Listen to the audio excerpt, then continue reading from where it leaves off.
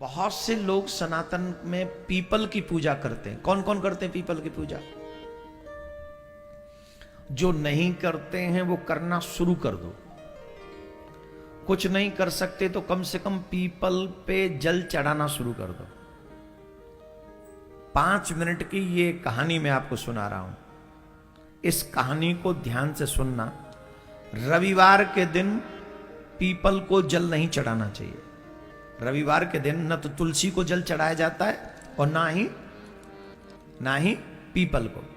शनिवार की शाम को अगर आप दीपक भी जलाएं पीपल के नीचे, इसका बहुत बड़ा फल है।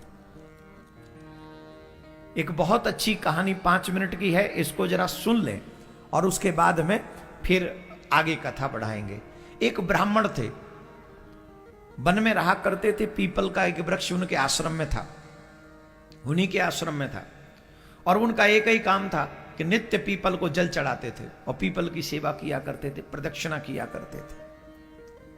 एक बार यमराज ने उन्हीं के नाम राशि को लाने के लिए कहा कि तुम ले आओ, फलाने को ले आओ। और यमराज के दूत गलती से इन ब्राह्मण देवता को ले गए। और जब ब्राह्मण देवता को ले गए तो यमराज के पास प्रस्तुत किया।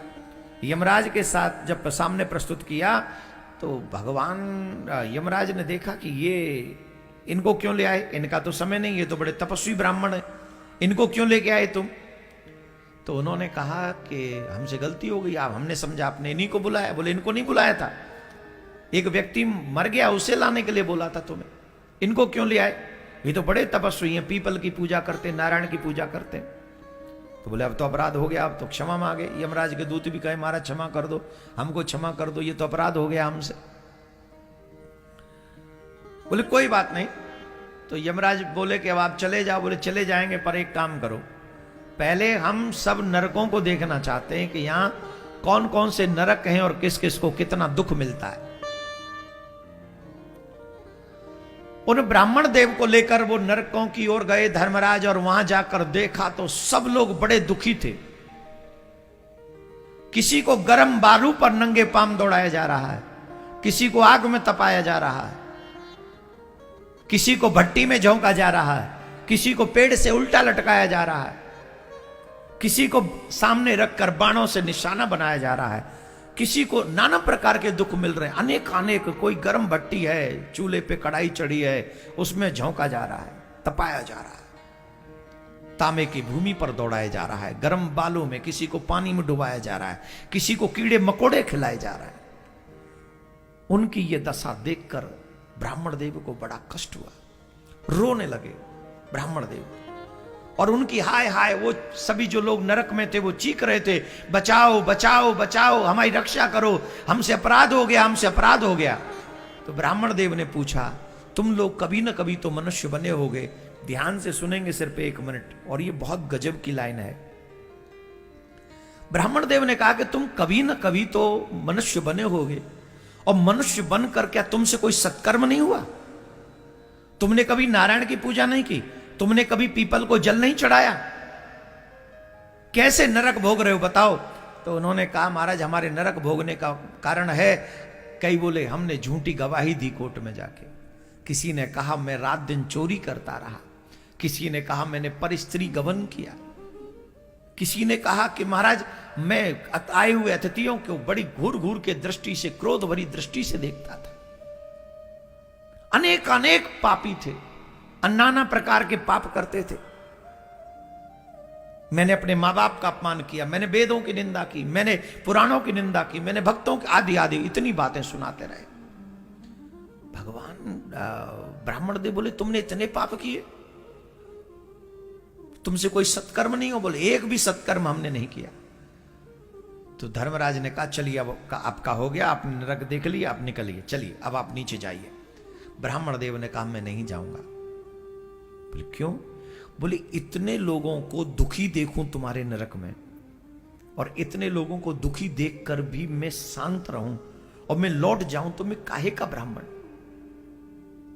उन्होंने वही प्रार्थना की भगवान से और कहा अगर मैंने एक क्षण भी हे नारायण तुम्हारी सच्चे मन से तपस्या की हो, सेवा की हो, तो आप मेरे ऊपर कृपा कर दीजिए। क्या? बोले जो नरक में ये दुख भोग रहे इनको नरक से मुक्त कर दीजिए। महाराज ब्राह्मण देव का यह संकल्प हुआ कि वो सब पापी उनके संकल्प भर से वो शरीर त्याग कर दिव्य दिव्य रूप बनाकर भगवान के स्वर्ग की जाने के लिए तैयार हो गए। सब जाने लगे, नरक खाली होने लगा और ऑलमोस्ट सब चले गए। कुछ पापी लोग बचे रह गए, उनका कल्याण नहीं हुआ। बोले उनका कल्याण? तब नारायण भगवान प्रकट हुए। यमराज ने कहा प्रभु ऐसा इन ब्राह्मण देवता ने क्या कर दिया कि 1 सेकंड में सब नरक खाली हो गया और फिर कुछ पापी और बचे रह गए। कुछ पापी और बचे रह गए, इनका कल्याण क्यों नहीं हुआ? 2 प्रश्न है। ये इनका कल्याण कैसे हो गया और ये बचे कैसे रह गए? भगवान ने कहा सुनो, ये ब्राह्मण साधारण नहीं है। इन्होंने नित्य पीपल की पूजा की है और वृक्षों में पीपल मैं हूं। वृक्षों में पीपल मैं हूं। तीनों देव पीपल में वास करते हैं, ब्रह्मा विष्णु महेश, तीनों देव। और जो इन ब्राह्मण देव ने जो जल चढ़ाया है उससे मैं तृप्त हूं और इनका इतना तप है कि इनके संकल्प मात्र से ये सब बड़े से बड़े पापी इनका कल्याण हो गया। पर महाराज ये बचे हुए कौन रह गए? बोलिए बचे हुए वो लोग हैं जिन्होंने पीपल काटे हैं। इन्होंने पीपल काटे हैं और जिन्होंने पीपल काटे हैं उनका कल्याण नहीं हुआ, वो नरक में रह गए। और ये ब्राह्मण देव धन्य हैं कि खुद तप करके भी, व्रत करके भी इन लोगों के दुखों को इन्होंने समझा और उनका कल्याण कर दिया, उनका बेड़ा पार कर दिया।